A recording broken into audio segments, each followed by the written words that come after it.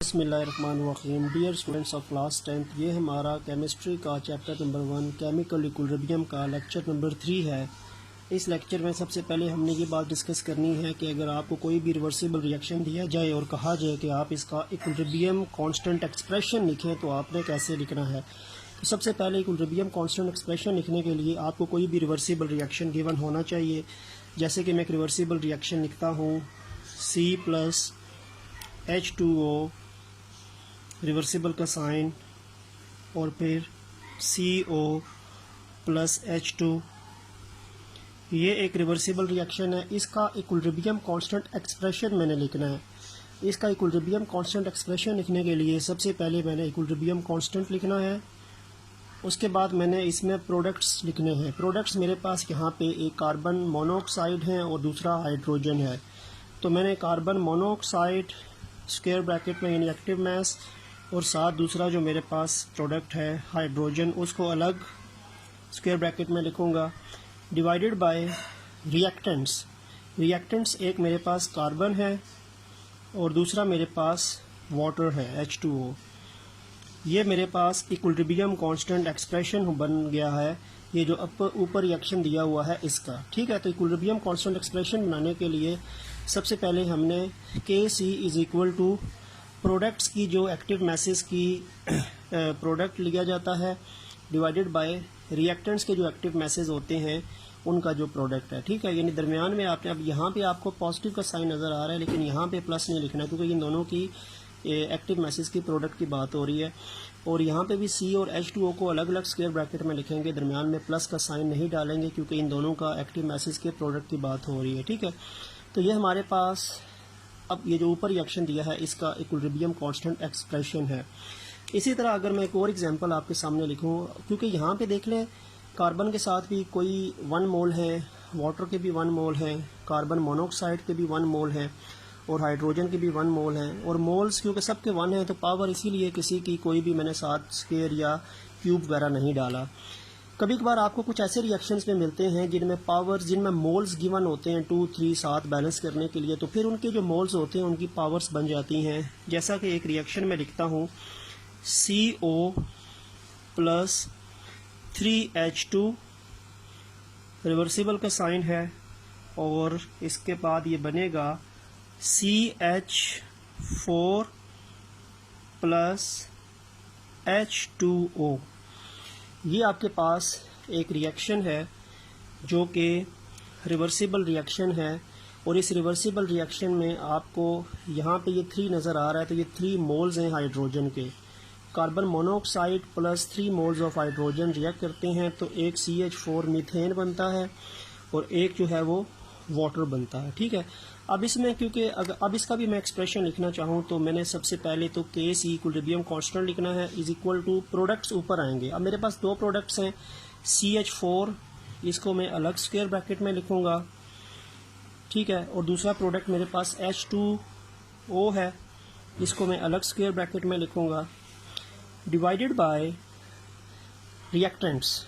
पहला reactants carbon monoxide है, वो अलग स्क्वायर ब्रैकेट में आएगा। दूसरा मेरे पास 3H2 है।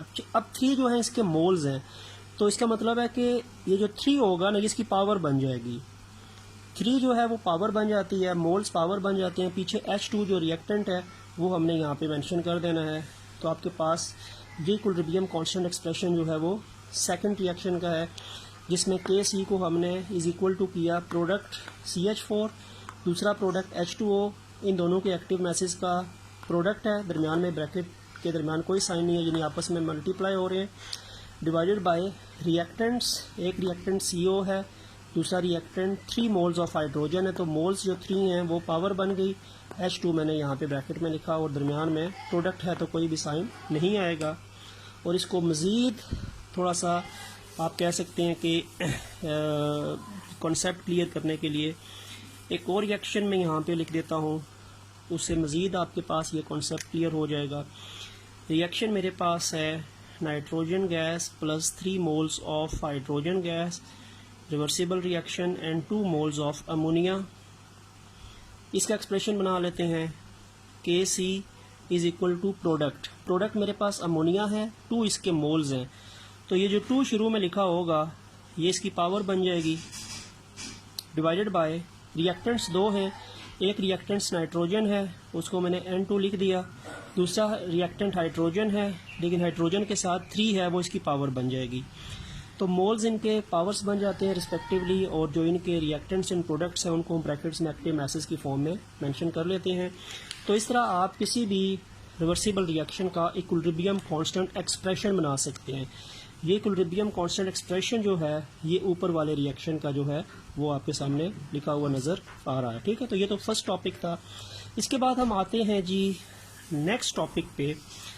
नेक्स्ट टॉपिक अगर आप देखें तो आपकी बुक के पेज नंबर 12 पे है। वो टॉपिक क्या है, हेडिंग उसमें ये है conditions for equilibrium. Conditions for equilibrium यानी एक रिएक्शन अगर इक्विलिब्रियम पे आ जाता है तो आपने उस रिएक्शन को इक्विलिब्रियम पे ही अगर रहने देना होगा तो कौन कौन सी कंडीशंस उसके लिए होनी चाहिए। यानी ये कंडीशंस आप देते रहेंगे उसको तो उसका इक्विलिब्रियम मेंटेन रहेगा।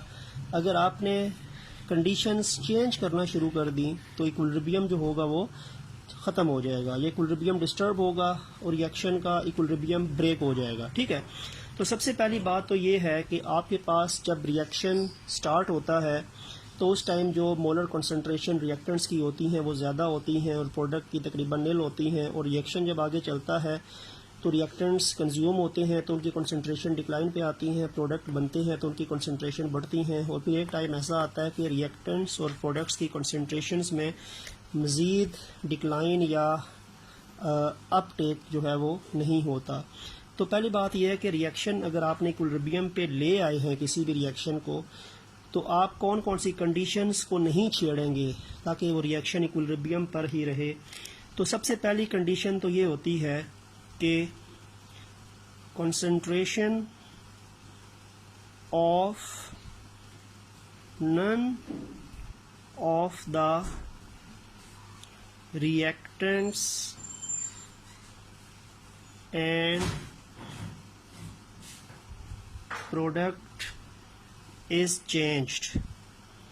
पहली बात तो ये करनी है कि जब रिएक्शन आपका इक्विलिब्रियम पे आ जाता है तो आपने कंसंट्रेशन को, बेशक वो कंसंट्रेशन रिएक्टेंट्स की हैं या कंसंट्रेशन प्रोडक्ट की हैं, उनको आपने चेंज नहीं होने देना।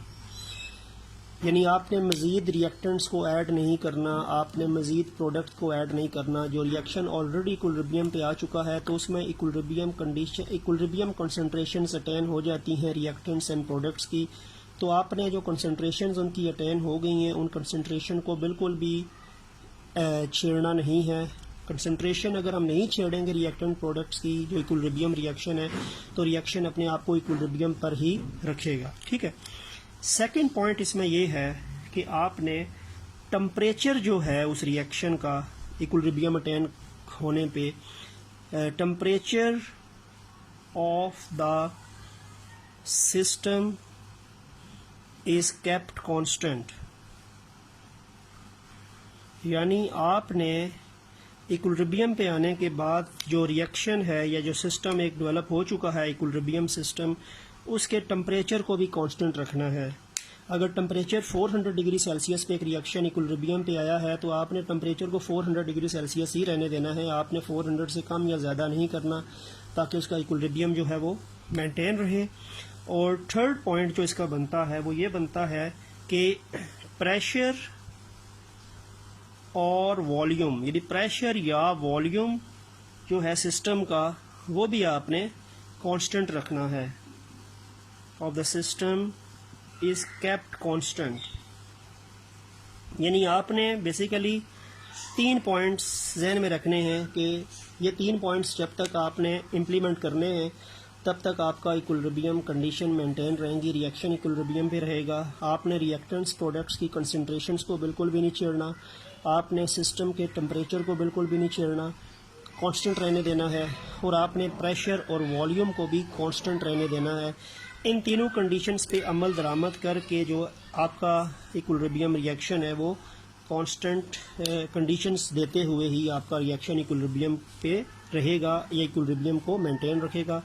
इन तीनों में से अगर किसी भी चीज़ को हम चेंज करेंगे तो इक्विलिब्रियम डिस्टर्ब हो जाएगा, रिएक्शन इक्विलिब्रियम से बाहर आ जाएगा। ठीक है, तो ये भी एक शॉर्ट क्वेश्चन बन सकता है कि what are different conditions for equilibrium, वो कौन कौन सी कंडीशंस हैं जो इक्विलिब्रियम के लिए ज़रूरी हैं। ठीक हो गया। इसके बाद जो हमारा नेक्स्ट टॉपिक है वो भी शॉर्ट आंसर्स के लिहाज से आप कह सकते हैं कि आ जाता है, उसका है ways to recognise equilibrium. Ways to recognise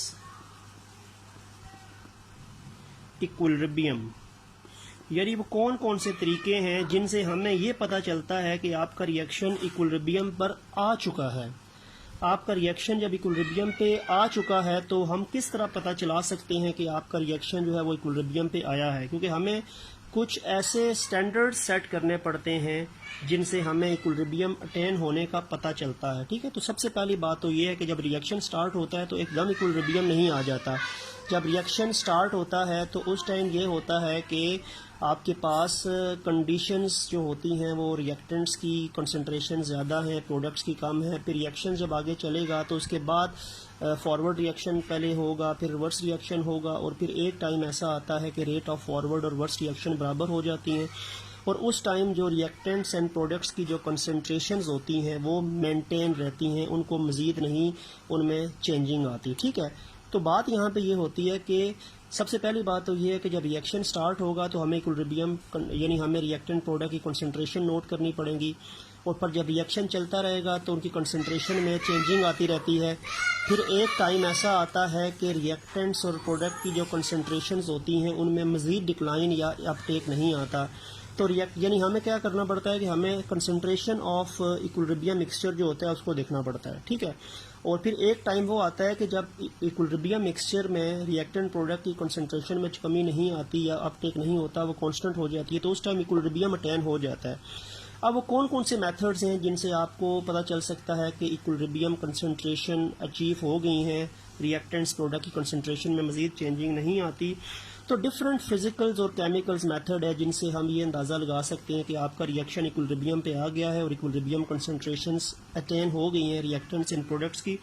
वो आपकी बुक पे मेंशन है कि डिफरेंट फिजिकल मेथड्स भी होते हैं, डिफरेंट केमिकल्स मेथड भी होते हैं, और मुख्तलिफ फिजिकल और केमिकल मेथड्स को अप्लाई करके हम ये अंदाज़ा लगा सकते हैं कि आपका रिएक्शन इक्विलिब्रियम पे पहुंचा है या इक्विलिब्रियम पे नहीं पहुंचा।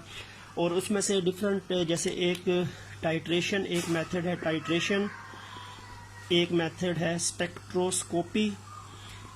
तो टाइट्रेशन और स्पेक्ट्रोस्कोपी ये दो मीन्स हैं, दो मेथड्स हैं जिनसे हम इक्विलिब्रियम को रिकॉग्नाइज कर सकते हैं कि आपका इक्विलिब्रियम अटेन हो चुका है या इक्विलिब्रियम अटेन नहीं हो चुका। ठीक है, इसके अलावा भी डिफरेंट हो सकती हैं कि हम उसकी कंसंट्रेशन में जब मज़ीद चेंजिंग नहीं आती तो डिफरेंट फिजिकल पैरामीटर्स भी अप्लाई करके हम उस इक्विलिब्रियम रिएक्शन के होने को पहचान सकते हैं। ठीक है, तो different physicals and chemical methods हैं जो कि आपको इक्विलिब्रियम मिक्सचर की कंसंट्रेशन को कांस्टेंट फेज पे आने के लिए अप्लाई की जाती हैं कि इक्विलिब्रियम मिक्सचर कांस्टेंट हो चुका है या नहीं हो चुका। ठीक है, तो ये डिफरेंट मेथड्स हैं, physical and chemical method just like titration and spectroscopy, जो कि आपको इक्विलिब्रियम पे मेंटेन रखने का रिएक्शन का ये बता सकते हैं। ठीक हो गया।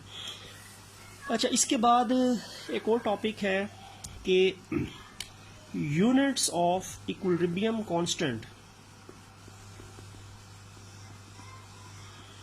इक्विलिब्रियम कांस्टेंट की क्या यूनिट होती है? पहली बात तो ये है कि इक्विलिब्रियम कांस्टेंट बेसिकली क्या होता है, Kc। इक्विलिब्रियम कांस्टेंट जो होता है वो Kc होता है, और इक्विलिब्रियम कांस्टेंट की यूनिट्स क्या होती हैं? अच्छा, इसमें दो कंडीशंस हैं, इक्विलिब्रियम कांस्टेंट की यूनिट होती भी है और इक्विलिब्रियम कांस्टेंट की यूनिट नहीं भी होती, दोनों तरीके हैं।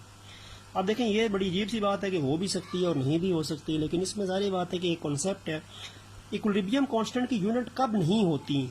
जब आपके पास मोल्स ऑफ रिएक्टेंट्स बराबर हो जाएं मोल्स ऑफ प्रोडक्ट के। जब आपके मोल्स ऑफ रिएक्टेंट्स और मोल्स ऑफ कॉन्सेप्ट बराबर हैं, इक्वल हैं, तो उस टाइम इक्विलिब्रियम कांस्टेंट की कोई भी यूनिट नहीं होगी. There will be no unit of equilibrium constant if the moles of reactants and products are same. ठीक है. On the other hand equilibrium constant की कोई ना कोई यूनिट बनेगी जब क्या होगा, जब आपके पास मोल्स ऑफ रिएक्टेंट्स बराबर नहीं होंगी, not equal to the moles of product. तो जब moles of reactants and moles of products बराबर नहीं हैं तो उस टाइम इक्विलिब्रियम कांस्टेंट की कोई ना कोई यूनिट बनेगी, वो हमें निकालनी पड़ती है, डिराइव करनी पड़ती है. और अगर इक्विलिब्रियम कांस्टेंट की अगर एक रिवर्सिबल रिएक्शन में मोल्स ऑफ रिएक्टेंट्स और मोल्स ऑफ प्रोडक्ट्स इक्वल हैं तो उसकी कोई यूनिट नहीं है. और अगर रिवर्सिबल रिएक्शन में मोल्स ऑफ रिएक्टेंट्स और मोल्स ऑफ प्रोडक्ट्स बराबर नहीं हैं तब इसकी कोई ना कोई यूनिट बनेगी. ठीक है. अब इसको मैं एक रिएक्शंस के साथ आपको क्लियर करके दिखा सकता हूँ. लेट्स सपोज कि मेरे पास एक रिएक्शन है जी H2 प्लस I2 रिवर्सिबल का साइन 2HI. अब ये मेरे पास रिएक्शन है. इस रिएक्शन में सबसे पहले मैं देख लेता हूँ कि हाइड्रोजन का 1 मोल है, साथ गिवन नहीं है तो इसके भी 1 मोल है, आयोडीन का भी 1 मोल है, तो 1 + 1 इसका मतलब है कि टोटल 2 मोल्स हैं मेरे पास रिएक्टेंट्स वाली साइड पे. क्योंकि हाइड्रोजन का भी 1 मोल है, शुरू में कुछ नहीं है तो 1 है, हाइड्रोजन और आयोडीन का भी 1 है, तो टोटल रिएक्टेंट्स वाली साइड पे मोल्स 2 हैं. और प्रोडक्ट्स के साथ प्रोडक्ट एक ही है HI, तो साथ 2 लगा है तो इसके भी 2 मोल्स हैं. यानी मोल्स ऑफ रिएक्टेंट्स और मोल्स ऑफ प्रोडक्ट्स जो है वो बराबर हैं. अब दोनों साइडों पे मोल्स बराबर हैं तो इक्विलिब्रियम कांस्टेंट की कोई भी यूनिट नहीं होगी. ठीक है. अब इसमें सबसे पहले क्या करना पड़ता है यूनिट के लिए कि मैंने सबसे पहले इक्विलिब्रियम एक्सप्रेशन लिखना है. इक्विलिब्रियम एक्सप्रेशन लिखने के लिए सबसे पहले मुझे क्या करना पड़ेगा, मुझे इक्विलिब्रियम कांस्टेंट एक्सप्रेशन बनाने के लिए रिवर्सिबल रिएक्शन को KC के बराबर लिख के सबसे ऊपर मुझे प्रोडक्ट लिखने हैं. प्रोडक्ट HI है, इसका स्केयर बन जाएगा, ये 2 पावर बन जाएगी और नीचे H2 आ जाएगा और I2 आ जाएगा. ठीक है. यानी ये मेरे पास इक्विलिब्रियम कांस्टेंट एक्सप्रेशन आ गया.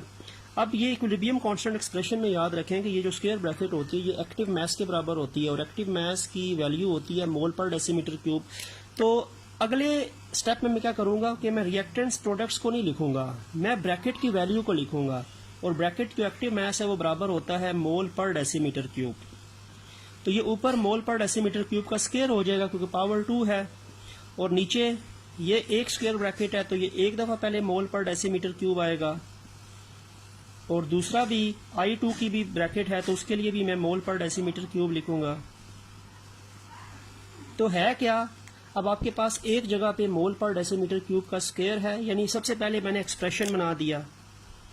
एक्सप्रेशन बनाने के बाद मैंने क्या किया कि मैंने ब्रैकेट्स वैसे ही रखी लेकिन ब्रैकेट के अंदर मौजूद रिएक्टेंट्स एंड प्रोडक्ट्स के बजाय मैंने मोल पर डेसीमीटर क्यूब लिख दिया क्योंकि ये एक्टिव मास की वैल्यू है. और बाकी स्क्वायर जहाँ पे है स्क्वायर वैसे ही लिखी रखा. अब देखें ये मोल पर डेसीमीटर क्यूब का स्क्वायर है और ये दोनों मोल पर डेसीमीटर क्यूब हैं, तो ये जो स्क्वायर होगा इनसे कैंसल आउट हो जाएगा क्योंकि ये दोनों बिल के भी तो मोल पर डेसीमीटर क्यूब का स्क्वायर है ना. ऊपर भी मोल पर डेसीमीटर क्यूब का स्क्वायर है तो स्क्वायर और नीचे वैल्यूज कैंसिल होके इस टाइम क्या हो गए, देयर इज नो यूनिट. क्योंकि रिएक्टेंट्स और प्रोडक्ट्स जो हैं वो बराबर हो गए हैं मोल्स के लिहाज से, तो इसीलिए इक्विलिब्रियम कांस्टेंट की कोई भी यूनिट नहीं बनी. ठीक है. तो जब भी आपके पास रिएक्टेंट प्रोडक्ट्स के मोल्स बराबर होंगे तो इक्विलिब्रियम कांस्टेंट के अंदर मोल पर डेसीमीटर क्यूब्स की सारी वैल्यूज कैंसिल आउट हो जाएंगी. उस टाइम आपके पास कोई भी यूनिट नहीं आएगी. ठीक है. अब एक रिएक्शन में लिखता हूं जिसमें कोई ना कोई यूनिट आपके पास बनेगी. वो रिएक्शन क्या है, वो रिएक्शन जो है वो आपकी बुक से ही लेते हैं. रिएक्शन आपके पास है जी N2O4 रिवर्सिबल का साइन 2NO2. अब देखें है क्या, रिएक्टेंट है जी N2O4, इसके साथ कुछ भी नहीं लगा तो इसके 1 मोल हैं. प्रोडक्ट NO2 है, इसके साथ 2 लगा है तो इसके 2 मोल्स हैं. अब रिएक्टेंट प्रोडक्ट्स के मोल्स बराबर नहीं हैं, इसका मतलब है कि इसकी यूनिट होगी. इट मस्ट हैव यूनिट, क्योंकि रिएक्टेंट प्रोडक्ट्स के मोल बराबर ना हो तो यूनिट्स कोई ना कोई बनती है. ठीक है. अब मैं चलें इनकी एक्सप्रेशन पहले लिखता हूँ. इक्विलिब्रियम कांस्टेंट एक्सप्रेशन में सबसे ऊपर प्रोडक्ट आएगा. प्रोडक्ट मेरे पास NO2 है और ये जो 2 शुरू में लिखा है मोल्स, ये ब्रैकेट पावर बन जाएगी, डिवाइडेड बाय दूसरा जो रिएक्टेंट है वो नीचे आएगा N2O4। ये मैंने इक्विलिब्रियम कांस्टेंट एक्सप्रेशन बना लिया। और इक्विलिब्रियम कांस्टेंट एक्सप्रेशन बनाने के बाद वही करना है कि मैंने ऊपर की वैल्यू ब्रैकेट में लिख दूंगा मोल पर डेसीमीटर क्यूब, एक्टिव मास की वैल्यू, स्केयर डाला है तो स्केयर डाल दूंगा, नीचे एक ही दफ़ा आएगा मोल पर डेसीमीटर क्यूब ब्रैकेट में, स्केयर नहीं है तो इधर भी स्केयर नहीं आएगा। अब होगा क्या कि अब ये एक के साथ कट जाएगा, इसका स्केयर है ना, तो इसकी एक वैल्यू इसके साथ कट जाएगी। अब इसके स्केयर में से 1 मोल पर डेसीमीटर क्यूब बच जाएगा, एक दफ़ा मोल पर डेसीमीटर क्यूब बच जाएगा। तो ये मोल पर डेसीमीटर क्यूब जो बचा है ना, ये इक्विलिब्रियम कांस्टेंट की यूनिट होगी यहाँ पे। यानी यहाँ पे इक्विलिब्रियम कांस्टेंट की यूनिट क्या है, क्योंकि यहाँ पे सारा कैंसिल आउट तो नहीं हुआ ना, ये भी स्क्वायर होता, ये भी स्क्वायर होता तो कैंसिल हो जाता, जीरो, यानी यूनिट कोई भी ना आती। लेकिन हो क्या रहा है कि ये स्क्वायर है और ये सिंगल है, तो इसमें से स्क्वायर का एक जो वैल्यू है वो तो कट जाएगी, पीछे 1 मोल पर डेसीमीटर क्यूब बच जाएगा। तो यहाँ पे इक्विलिब्रियम कांस्टेंट की जो यूनिट है वो मोल पर डेसीमीटर क्यूब है, ठीक है। यानी जो 1 मोल पर डेसीमीटर क्यूब जो है वो बचा है वो इसकी यूनिट है।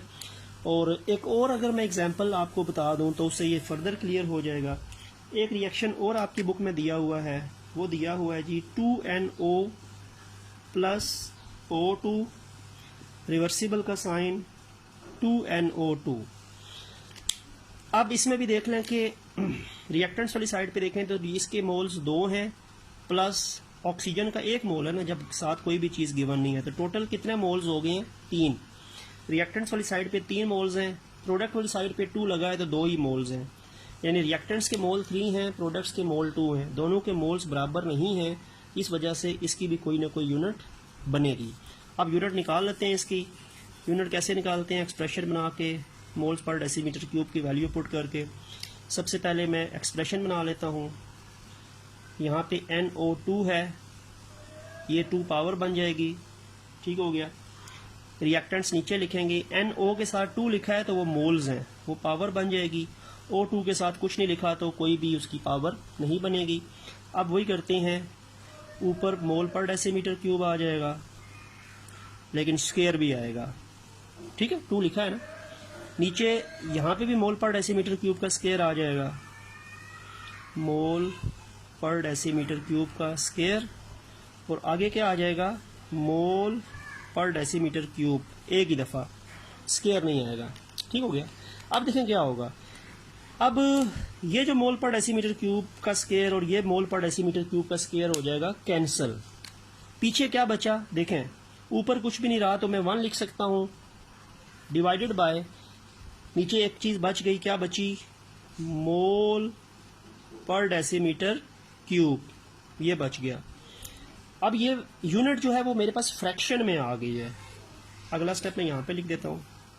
अब यूनिट कभी भी याद रखें कि यूनिट को आप फ्रैक्शन से निकाल के यानी सीधा लेके लिख सकते हैं। अब ये होता है कि मैं अगर डिनोमिनेटर को न्यूमिनेटर को नीचे लेके जाऊँ, डिनोमिनेटर को ऊपर लेके जाऊँ, तो इनके वो चेंज हो जाती हैं, इनकी पावर्स चेंज हो जाती है, ठीक है। तो यहाँ पे ऊपर 1 रह गया, नीचे मोल पर डेसीमीटर क्यूब रह गया। अब ये मोल ऊपर चला जाएगा तो ये मोल, क्योंकि नीचे जो मोल है वो सारी बात है +1 होगा ना, कुछ भी नहीं है, तो मोल -1 हो जाएगा। डेसीमीटर के साथ -3 है तो ऊपर आके +3 हो जाएगा, तो ये यूनिट बन जाएगी। यानी यूनिट यहाँ पे ये यूनिट बन गई है, पर ये यूनिट फ्रैक्शंस की फॉर्म में है।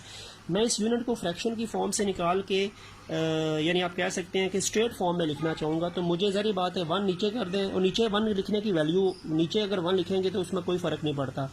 तो 1 को नीचे लिखा और इसको ऊपर ले गए, इसको ऊपर ले गए तो मोल -1 हो गया, DM जो है वो +3 हो गया। ये आपके पास इक्विलिब्रियम कांस्टेंट की यूनिट बन जाएगी इस रिएक्शन के लिए, ठीक हो गया। तो ये डिफरेंट मेथड्स हैं इक्विलिब्रियम कांस्टेंट की वैल्यूज़ यूनिट्स निकालने के। तो उम्मीद है कि आज के लेक्चर में आपको सबसे पहले तो बात यह है कि इक्विलिब्रियम कांस्टेंट एक्सप्रेशन बनाना आया होगा, फिर कंडीशंस फॉर इक्विलिब्रियम क्लियर हुआ होगा, then ways to recognise equilibrium clear हो गया होगा, और फिर लास्ट में आपको जो ये जो यूनिट्स ऑफ इक्विलिब्रियम है उसके लिए भी टॉपिक जो है वो आपको अंडरस्टैंडिंग उसकी बेटर होगी। तो इंशाल्लाह नेक्स्ट लेक्चर में हम आपके सामने दोबारा नई वीडियो के साथ हाजिर होंगे। तब तक के लिए अल्लाह हाफिज़।